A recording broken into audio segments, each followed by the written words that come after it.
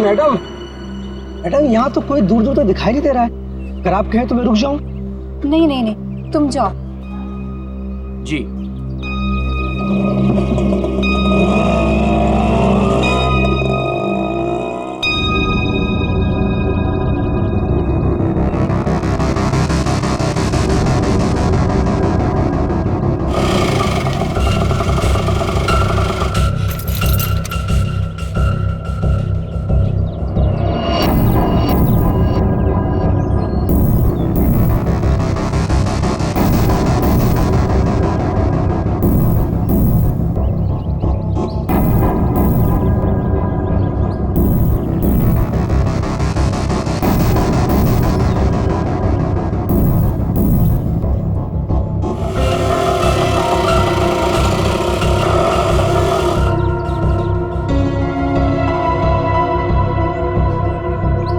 Madam madam madam madam, आपकी चाबी rickshaw में भूल गई। मैडम मैडम, सीआईडी को फोन करना पड़ेगा। हेलो हेलो सीआईडी, यहाँ पे।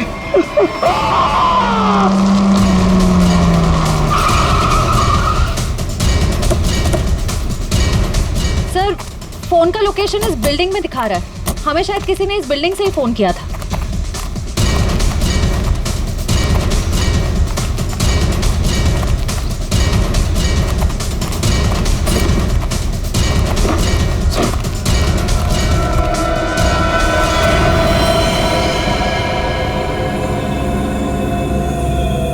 ये तो मर चुका है। चाकू से कई वार किया गया इसके ऊपर।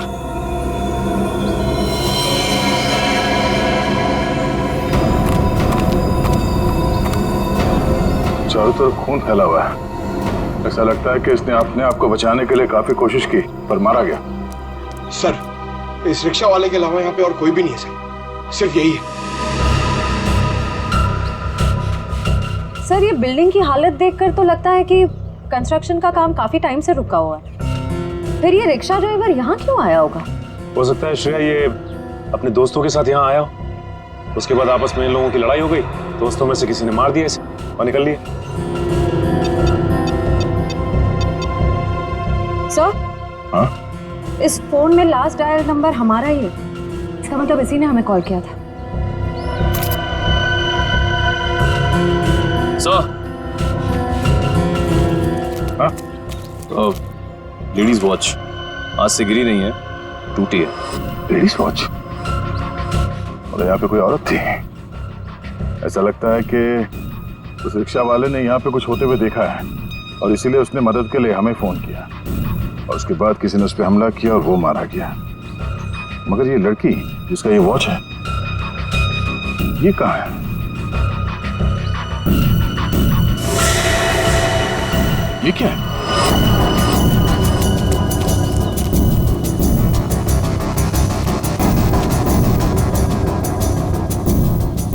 ये तो खून है। खून से निशान बनाया गया और ये ऊपर की तरफ इशारा कर रहा है।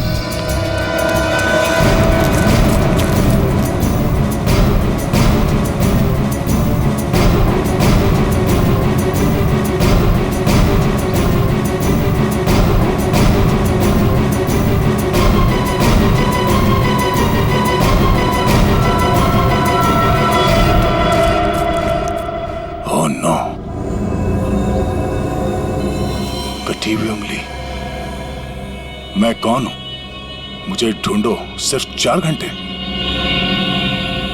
बस, कटी हुई उंगली से लड़की की पहचान करना तो मुश्किल है, लेकिन एक बात पता लगी है, इस लड़की की उम्र 20 से 25 साल है। हम खूनी तक तभी पहुंचेंगे जब हमें यह पता चलेगा कि यह उंगली किस लड़की की है। सर, हमारे पास ज्यादा वक्त भी तो नहीं है। आधा। और क्या पता चला? हाँ, और कटे हुए हिस्से को जरा गौर से देखो। यार, एकदम क्लीन कट है, जैसे किसी तेज हथियार से एक झटके में काटा है। बिल्कुल। और इस पर ये खून जमा हुआ है मतलब उंगली कटते समय लड़की जिंदा थी। और सर ये नाखून पे पीलापन कैसा?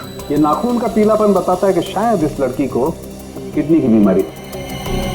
पक्का तो नहीं कह सकते, लेकिन शक यही है। सर, इस टेबल पे लगे खून की रिपोर्ट आ गई है। देखें।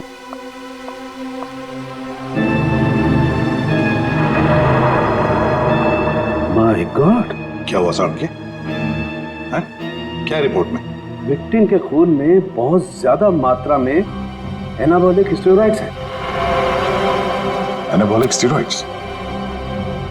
परफॉर्मेंस बढ़ाने के लिए अक्सर एथलीट्स इसे लेते हैं। वैसे तो ये स्टेरॉइड्स बैन है, लेकिन फिर भी लोग चोरी छिपे ले ही लेते हैं। इसका मतलब वो लड़की कोई खिलाड़ी है जो ये एनाबॉलिक स्टेरॉइड्स इस्तेमाल करती थी। तो आजकल डोपिंग एजेंसीज इस तरह के मामलों में काफी सख्त हैं, इसलिए हर खिलाड़ी की रेगुलर जांच भी करती है वो। तब तो इन डोपिंग एजेंसीज से इस लड़की के बारे में पता चल सकता है। हाँ दया, पर हमारे पास सिर्फ 2.5 घंटे हैं, सिर्फ 2.5 घंटे। सर, डोपिंग एजेंसी ने हमें जिन 3 ड्रग्स लेने वाली लड़कियों के बारे में बताया था, उनमें से 2 लड़कियां तो एकदम सही सलामत है। हो सकता है ये तीसरी लड़की किरण वही हो जिसकी हमें उंगली मिली थी। सिर्फ 1.5 घंटे बचे हैं किरण को बचाने के लिए।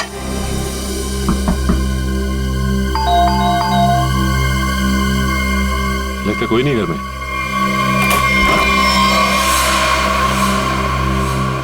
पूरे घर की तलाशी लो, देखो कोई सुराग मिलता है क्या।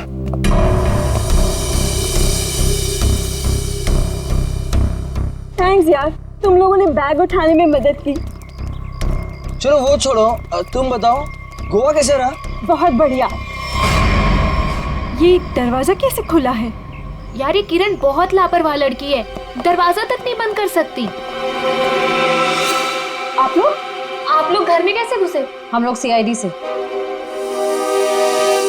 आप लोग कौन है? मैं डिम्पल हूँ और ये रिया, हम दोनों यहीं रहते हैं। ये रवि और ये आशीष है हमारे पड़ोसी। सब ठीक तो है ऑफिसर? क्या किरण भी आप लोगों के साथ यहीं रहती है? हाँ, किरण हमारी रूममेट है। वो ठीक तो है ना? उसे कुछ हुआ तो नहीं? लगता है किसी ने उसे अगवा कर लिया, हम लोग उसी की छानबीन कर रहे हैं। और उसे अगवा किया किसने? देखिए अब तक ये तो नहीं पता चला है, लेकिन जिसने अगवा किया है उसका मैसेज मिला था हमें, और उसी की छानबीन करते करते हम लोग यहाँ तक पहुंचे। आप लोगों ने आखिरी बार कब बात की थी किरण से? हम लोग एक ट्रिप पर गए हुए थे। मेरी कल शाम ही उससे आखिरी बात हुई थी। और आज सुबह को मैंने उसे घर से बाहर जाते हुए देखा था।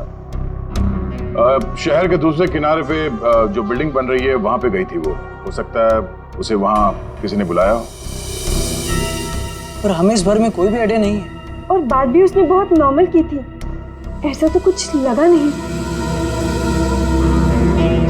श्रेया, इस किरण के कॉल डिटेल्स निकालो, पता करो कि पिछले कुछ दिनों में किस नंबर पे उसने सबसे ज्यादा बात की है। सर, हो सकता है उसने वहां सुनसान बिल्डिंग में बुलाया। किरण का नंबर दीजिए।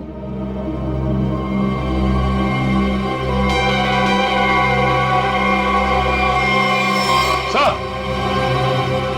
आप लोग यहीं रुकिए। हाँ सचिन,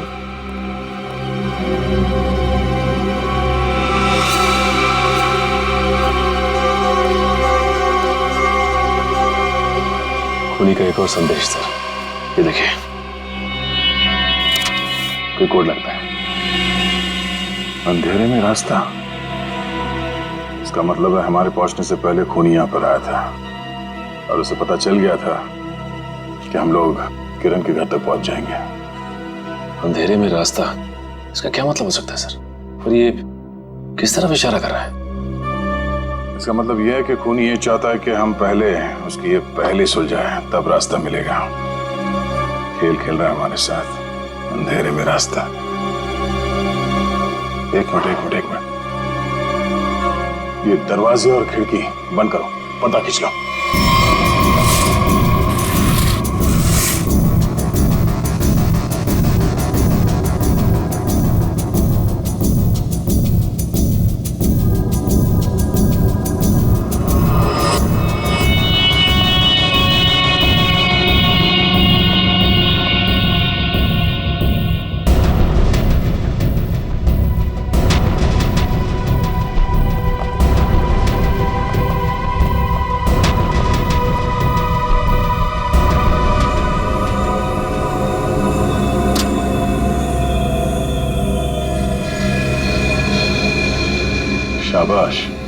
तुम लोग यहां तक तो पहुंच गए हैं। अगर बचा सकते हो तो बचा लो। N44 8913। अरे तो जीपीएस कोऑर्डिनेट्स लग रहा है। सर कहीं ऐसा तो नहीं कि किरण को इसी जगह पर कैद करके रखा गया हो सकता है, लेकिन एक काम करो, आसपास पड़ोसी से पता करो कि उन लोगों ने किसी अनजान आदमी को यहाँ पे आते जाते देखा है क्या, और ये भी पता करने की कोशिश करो कि कोई सीसीटीवी कैमरास लगे हैं जिससे।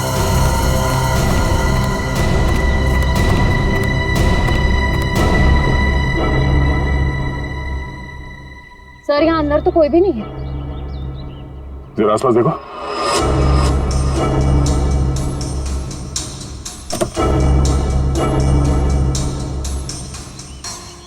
सर, हाँ? ये देखिए सर, ड्राइव। अभी हमारे साथ खेल खेल रहा है नहीं। कैमरा भी लगा हुआ, नजर रखे हैं हम पे। चलो बैठो गाड़ी में। एक मिनट सचिन, गाड़ी चेक करनी पड़ेगी, बम भी हो सकता है। कोई बम नहीं है गाड़ी में। मेरा सुझाव है थोड़ा जल्दी करो तो शायद किरण बच जाएगी। सिर्फ 20 मिनट है तुम्हारे पास। और हाँ, अपनी गन्स कार के बाहर फेंक दो। और ये जो जीपीएस लगा है, ये तुम्हारी हेल्प करेगा।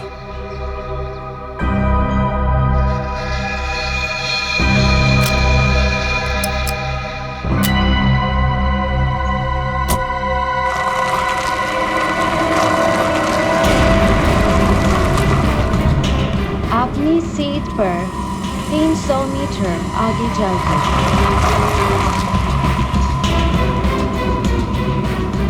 आपका गंतव्य आ चुका है।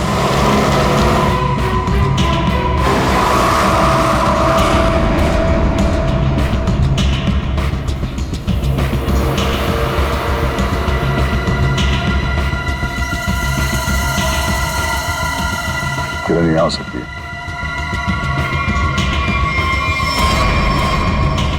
चलो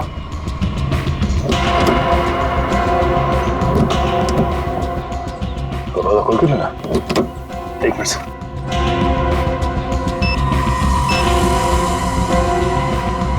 कैसे खुलेगा दरवाजा? हाँ? सीआईडी वाले अपने आप को बहुत होशियार समझते हैं ना। देखता हूं कैसे निकलते हो यहां से।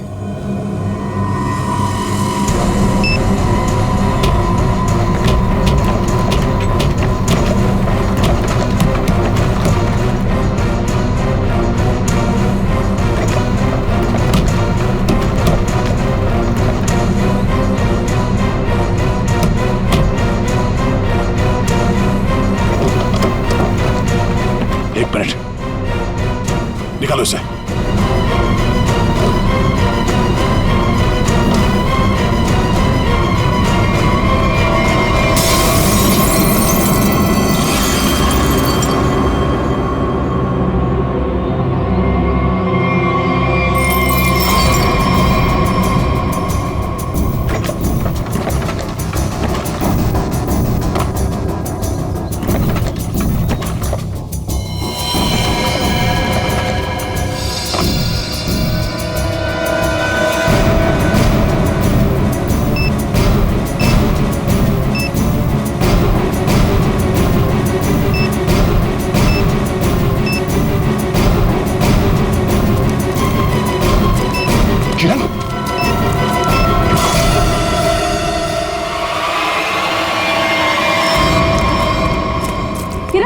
किरण!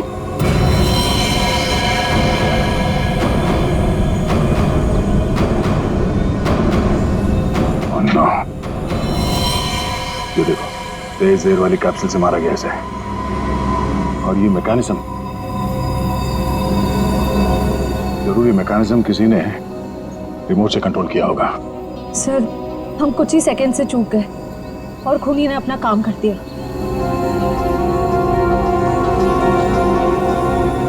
देर कर दी हमने, इसे बचा ना सके। सर, हाँ सचिन, ये देखिए सर, मिला कौन? वो 50 करोड़ तो हमारे हाथ लग गए। और दया का डुप्लीकेट भी गायब है। अब आगे क्या करना है? अभी बहुत कुछ करना बाकी। जो काम हरप्रीत ने शुरू किया था उसे मैं खत्म करूं। हमें अभी और क्या चाहिए? वो वाला नक्शा हमें मिल गया। अब हमें नक्शे का बचा हुआ हिस्सा और खजाने की चाबी हासिल करनी होगी। लेकिन हमें तो ये भी नहीं मालूम कि ये दोनों चीजें हैं कहाँ। फिर हम उन्हें हासिल कैसे करेंगे?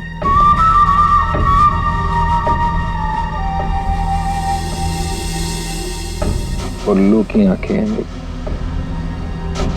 जिस अंधेरे में लोगों को दिखाई नहीं देता, मैं अपने काम की चीज वहां पर देख सकता हूं। स्विट्जरलैंड जाने से पहले हरप्रीत ये दोनों चीजें अपने एक खास आदमी को देकर गया था। लेकिन बॉस, जब से लोगों को पता चला है कि आप वापस आ गए हो, हरप्रीत के सभी आदमी अंडरग्राउंड हो गए। अब कहाँ ढूंढेंगे उन्हें?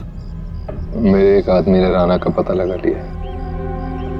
वो हरप्रीत का बहुत ही खास आदमी। तब तो उसके पास ही होनी चाहिए ये दोनों चीजें। हाँ, और एक बार वो सब मेरे हाथ लग गया, फिर देखना मैं लोगों के लिए नर्क का रास्ता खोल दूंगा। लोग हरप्रीत को भूल जाएंगे। डर का सिर्फ एक नाम होगा, कटोरी टमटा।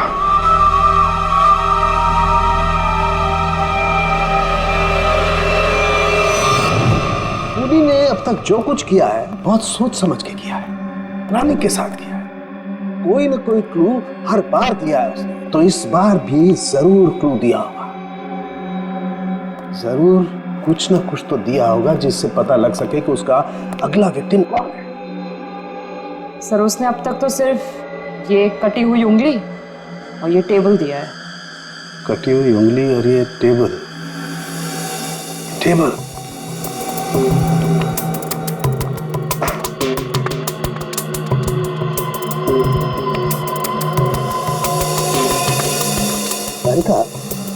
एक बात समझ में नहीं आ रही है कि टेबल का ऊपर का हिस्सा टेबल के साथ मैच नहीं कर रहा है।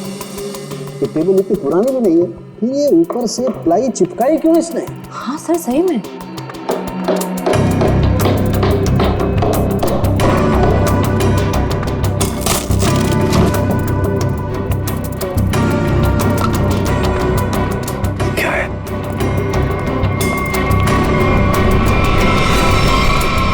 गॉड,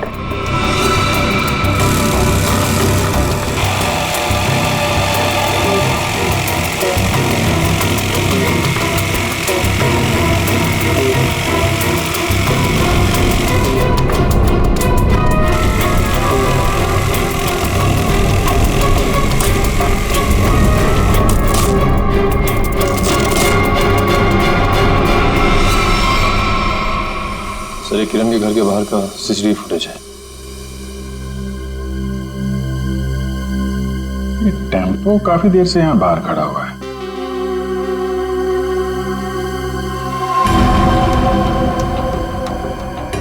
चेहरा ढका हुआ, यही खूनी है। लेकिन ये खूनी टेम्पो लेकर क्यों घूम रहा है? शायद इसी टेम्पो में वो भारी टेबल डालकर खूनी अंडर कंस्ट्रक्शन बिल्डिंग में गया होगा।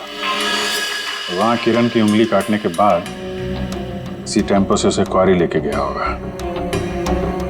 और फिर हमें क्लू देने के लिए यहाँ किरण के घर आया। सर, लेकिन खूनी को पता कैसे चला कि किरण का घर खाली है और उसके रूममेट्स बाहर गए हुए हैं? ये जो भी है किरण के आसपास वाला ही है, ये सब जानता है कौन कब आएगा कौन कब जाएगा। निकले, काम करो, टेम्पो का नंबर लो और सारे पुलिस स्टेशन और चेकनाकों पर भेज दो। बॉस, जो टेबल आप लोग लेकर के आए थे उस टेबल में ये खोपड़ी मिली है। क्या? टेबल के अंदर ये खोपड़ी? ये कैसे हो सकता है सालून की? बस दरअसल जिस पेड़ की लकड़ी से टेबल बना है उस लकड़ी में ही ये खोपड़ी थी। लेकिन सर, ये टेबल किस पेड़ की लकड़ी से बना था ये कैसे पता चलेगा? पता चलेगा, इस स्टिकर से पता लगेगा ये लकड़ी कहां से आई।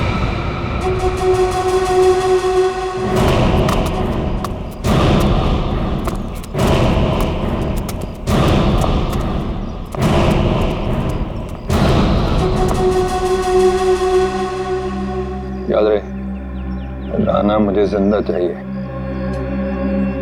मरा हुआ राना मेरे किसी काम का नहीं। कोई उस पर गोली नहीं चलाएगा। रास्ते में कोई आए उड़ा दो उसे। Come on.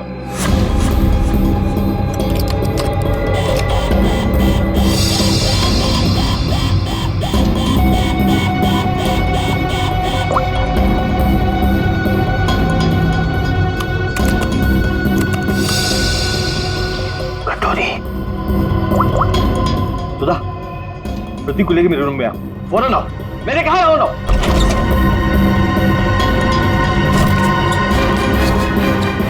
क्या हुआ? सुधा, अच्छा वो तुम आ गई। देखा, दरवाजा बंद करो।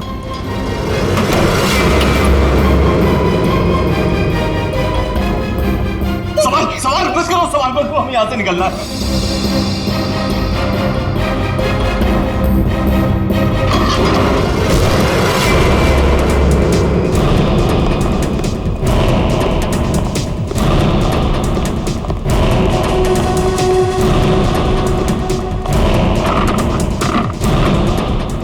दरवाजा अंदर से बंद है। बाहर देखा।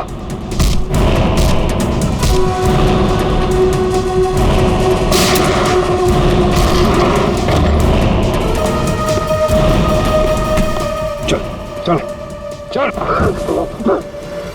ये साला पानी तो आया नहीं जहाज में।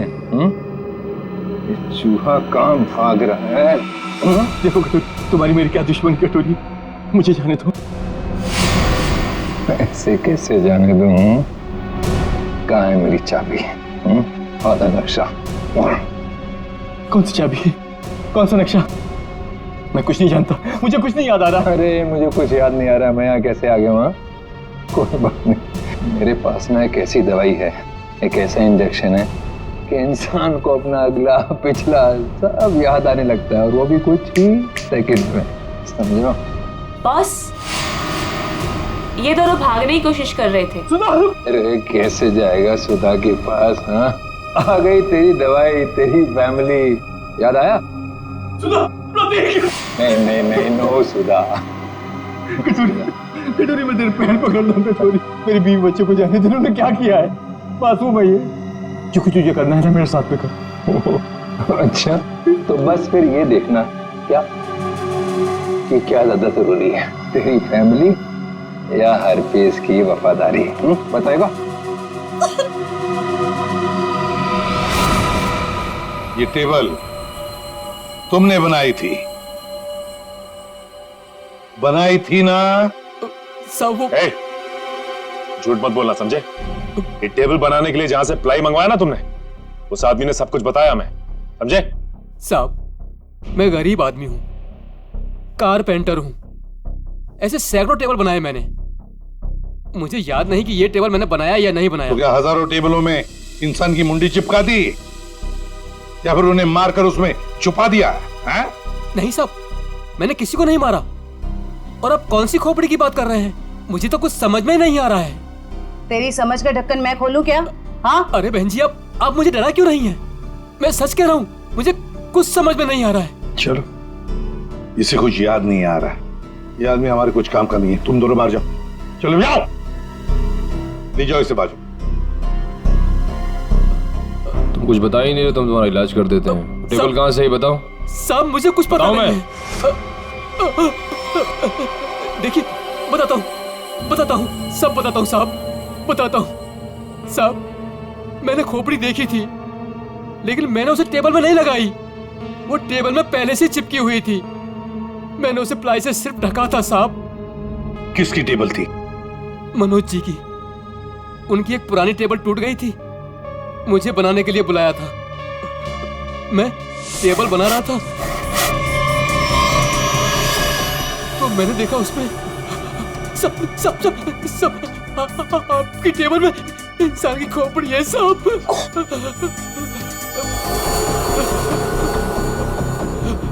तुम चुपचाप से अपना काम करो, ठीक है? किसी तक कुछ भी कहने की जरूरत नहीं। तुम भी फंसोगे, मैं भी फंसूंगा। सुन रहे हो ना? किसी से कुछ मत कहना। इसको ना तुम प्लाई से ढक दो, है ना? प्लाई से ढक दो, मैं इसको बाद में बाहर फेंक दूंगा, है ना? मनोज, ये मनोज खोपड़ी जड़ी टेबल के साथ मजे से रह रहा था। पुलिस को इन्फॉर्म करने की सोची नहीं उसने। ऊपर से मुंह बंद रखने के लिए 2 गुना पैसे भी दिए। और सर ये मनोज जो कोई भी है, आदमी बड़ा गड़बड़ लगता है सर। हाँ, मिलना पड़ेगा इस मनोज से, मिलना पड़ेगा। हाँ अभिजीत। सर अभी एक ट्रैफिक कैमरे में वही वैन दिखाई गई है जो किरण के घर बाहर खड़ी थी। जेडी रोड की तरफ जा रही है सर। उसका पीछा करो अभिजीत, हाथ से निकलने नहीं चाहिए।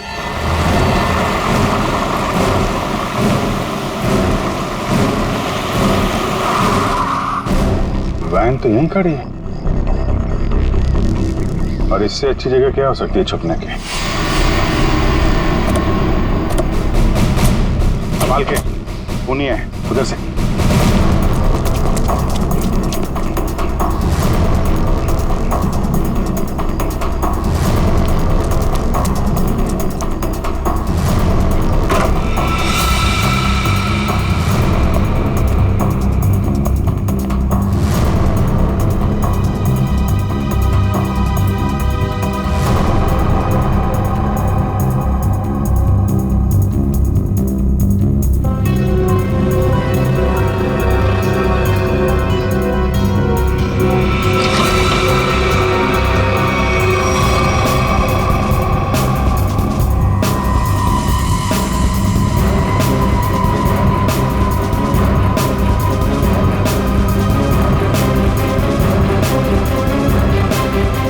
एम्बुलेंस को बुलाओ जल्दी। गोली लगी है इसके।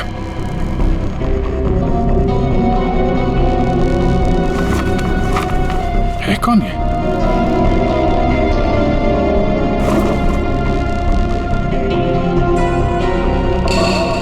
सर ये तो मनोज है। ये मनोज है? सर, जिसे हम लोग खूनी समझ रहे थे, उसे किसी ने मारने की कोशिश की। इसका मतलब खूनी कोई और।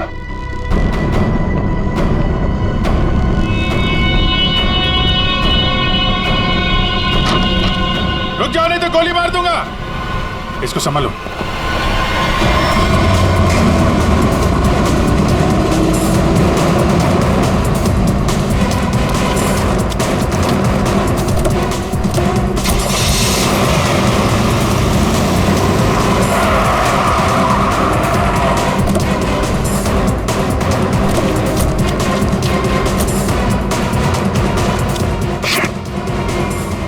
पंचर करके भाग गया। क्या करें सर? मनोज के घर से कुछ ना कुछ तो पता चलेगा ही।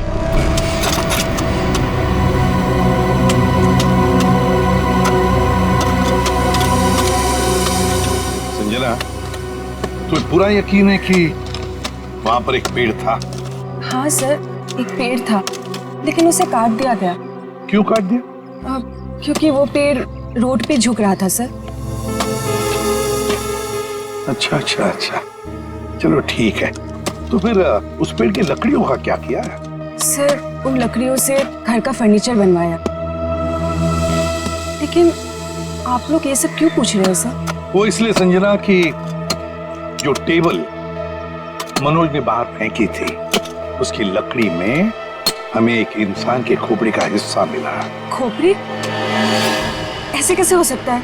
वही पता लगाने की हम कोशिश कर रहे हैं। हो सकता है कि किसी इंसान को वहां पर गाड़ा गया था, फिर वहां सालों तक पड़े पड़े उसके खोपड़ी का ये हिस्सा उस पेड़ की जड़ों में समा गया, और जब ये पेड़ काटा गया और उससे फर्नीचर बनाया गया, उससे वो टेबल बनाया गया, तो उस टेबल के लकड़ी में उस खोपड़ी का हिस्सा जड़ा हुआ मिला। अच्छा संजय, मैं ये बताओ कि उन लकड़ियों से और कौन कौन से फर्नीचर बनाए गए? वो तो मुझे नहीं पता सर, मनोज को पता है, आप उनसे पूछ लीजिए। संजना, बात यह है कि मनोज को किसी ने गोली मार दी है। वो इस वक्त हॉस्पिटल में है। नहीं, ऐसा नहीं हो सकता, ऐसा नहीं हो सकता। वो तो ऑफिस के लिए निकले थे। ऐसा नहीं हो सकता, मुझे उनके पास जाना है, मुझे ले चलिए, मुझे उनके पास जाना है। संजना रिलैक्स, मुझे ले चलिए, संजना, उनके पास जाना है। संभालो अपने आप को। सर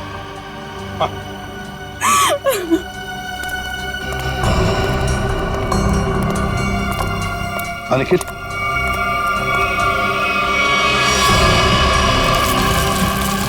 सर कंकाल।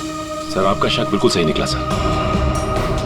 जो उस टेबल में से हमें खोपड़ी का हिस्सा मिला था वो इसी कंकाल का है। हाँ सचिन, जरूर इस मनोज का इस कंकाल से कोई ना कोई संबंध है, कोई ना कोई संबंध जरूर है। जो मनोज के साथ पढ़ती। उन दिनों किरण भी उसी कॉलेज में पढ़ती थी। हाँ सर, उन दिनों एक सीरियल किलर हुआ करता था रॉनी, जिसकी नजर टीना और किरण पर थी। टीना के गायब हो जाने के बाद पुलिस ने रॉनी को अरेस्ट कर लिया था और पुलिस को उसके हाइडआउट से कई लड़कियों की कटी हुई उंगलियां मिली। किरण की भी उंगली कटी थी? तो मतलब ये रॉनी वापस आ गया है और फिर अपना वही काम शुरू कर दिया इसने। ये रॉनी इस वक्त कहाँ है? सर पुलिस ने उसको फैमिली रीजन पे पैरोल पर छोड़ दिया था और उसके बाद वो गायब हो गया। ये देखिए।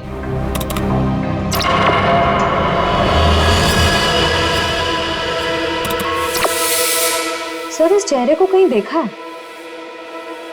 कुछ जाना पहचाना सा लग रहा है। तो जरा इसका दाढ़ी मोछ निकालो जरा।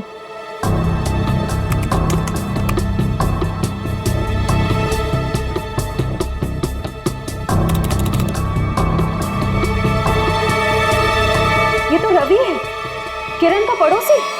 सर इसे किरण के घर पे ही मिले थे हम लोग। ये रवि और आशीष। अभिजीत, ये रवि ही रॉनी है तो किसी भी हाल में किरण के आसपास ही रह रहा था, पड़ोसी बनकर। और जैसे ही मौका मिला किरण को खत्म कर दिया इसने।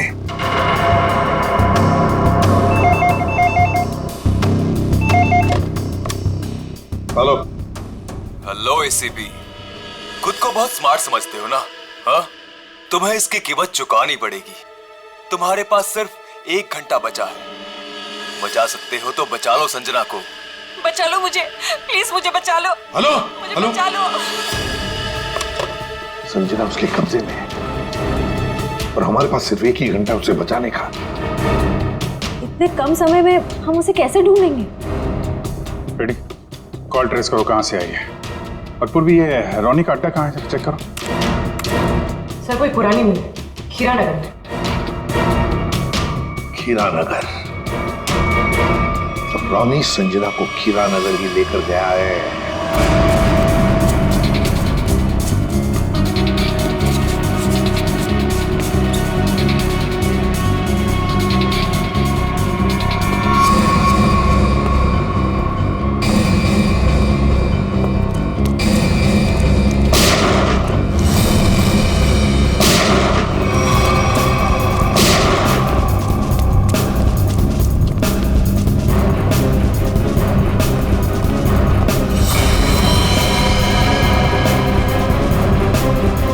सर मर चुका है। माय गॉड,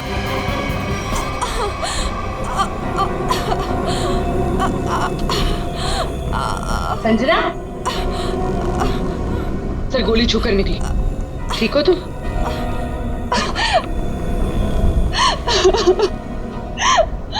अच्छा हुआ आप लोग आ गए, नहीं तो ये मुझे मार डालता।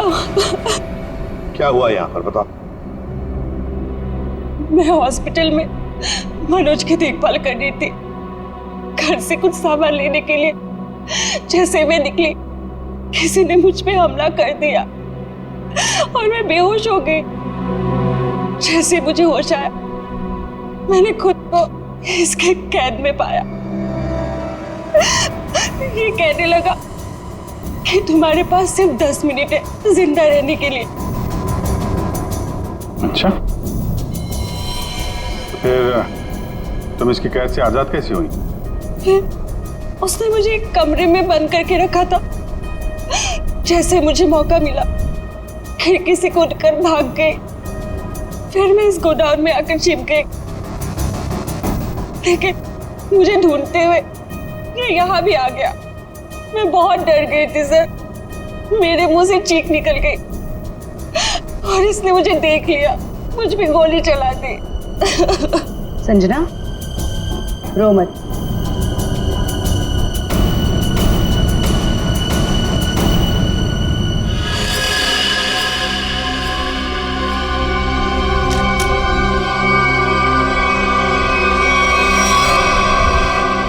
मुझे यकीन नहीं हो रहा कि मैंने किसी को मार डाला। संजना, जब तुमने इस पे गोली चलाई तो तुम कहाँ पे थी? सब यही कहीं पे खड़ी थी, मुझ पे हमला करने के लिए कुर्सी उठाने की कोशिश कर रहा था और मैंने उस पे गोली चला दी। अच्छा, तो तुम यहाँ थी और वो वहां पे करीब 10 फीट की दूरी पे, है ना? जी सर। झूठ बोल रही हो तुम। ये आप क्या कह रहे हैं? इस गन पे ये जो खून के छींटे हैं, ये 10 फीट से गोली चलाने पर नहीं आएंगे। इस पे खून के छींटे तभी आएंगे जब गोली बहुत पास से चलाई जाए या बिल्कुल बॉडी से सटाकर।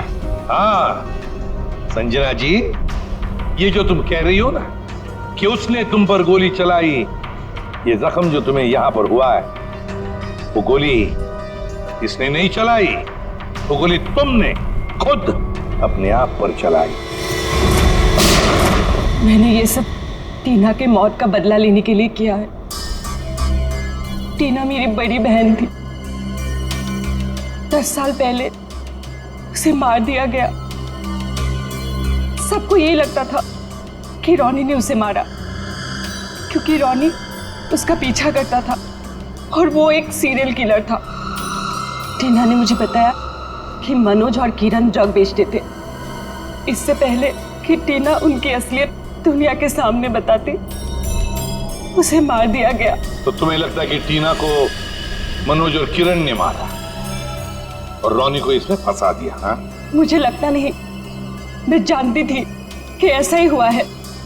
मैंने पुलिस को भी ये सब बताने की कोशिश की, लेकिन किसी ने मुझ पे विश्वास नहीं किया।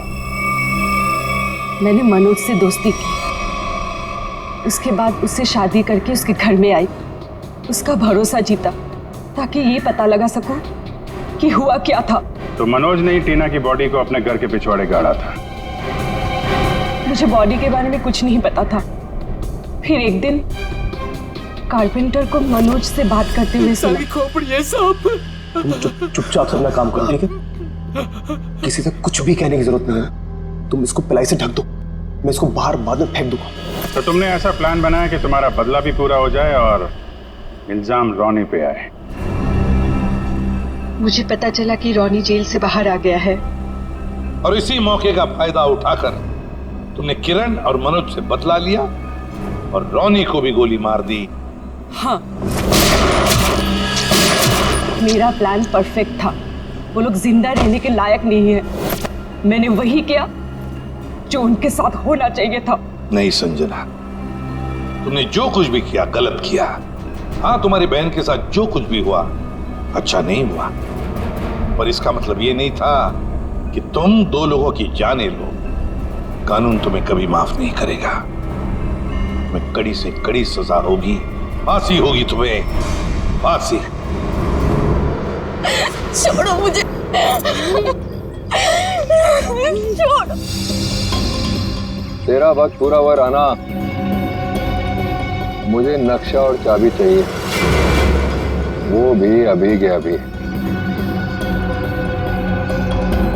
वरना पहले तेरी बीवी इसकी कीमत चुकाएगी और फिर ये मासूम बच्चा।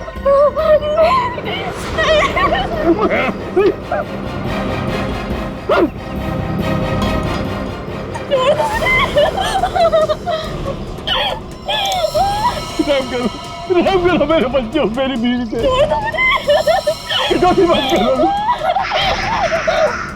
शोर नहीं, मुझे शोर बिल्कुल पसंद नहीं। अगर उंगली कटने से तकलीफ हो रही है तो सीधा गर्दन काट दे। जो भी तुम्हें चाहिए मैं दे दूंगा, सारी इंफॉर्मेशन दे दूंगा। सही वक्त पर सही फैसला। तो बताओ फिर। बता बता बता बता।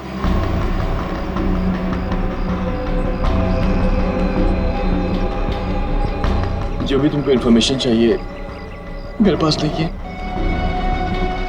हरप्रीत ने सारी इन्फॉर्मेशन मेरे भाई फिरगुन दार्ची को दी है और फिरगुन दार्ची का सबसे सबसे वफादार आदमी। तो कहाँ मिलेगा फिरगुन दार्ची? ग्रीनविच के पास में एक नहर बहती है, वहां पर एक बंगला है, उसी में रहता है फिरगुन दार्ची। Good, very good. मैं तुमको सारी इन्फॉर्मेशन दे दी ना, जो तूने पूछा मैंने बता दी। मेरे बच्चे को जाने दो प्लीज। जाने दूंगा, बिल्कुल जाने दूंगा। सीधा ऊपर वाले के पास। ऐसा नहीं कर सकते, मैंने तुमको सारी इन्फॉर्मेशन दे दी, तुम ऐसा नहीं कर सकते टोनी। अब फिरगुन दार्ची को मिलकर उससे बाकी का नक्शा लेकर शाबिल हासिल कर लूंगा और फिर मुंबई शहर में होगी दहशत। अब मुझे कोई नहीं रोक सकता।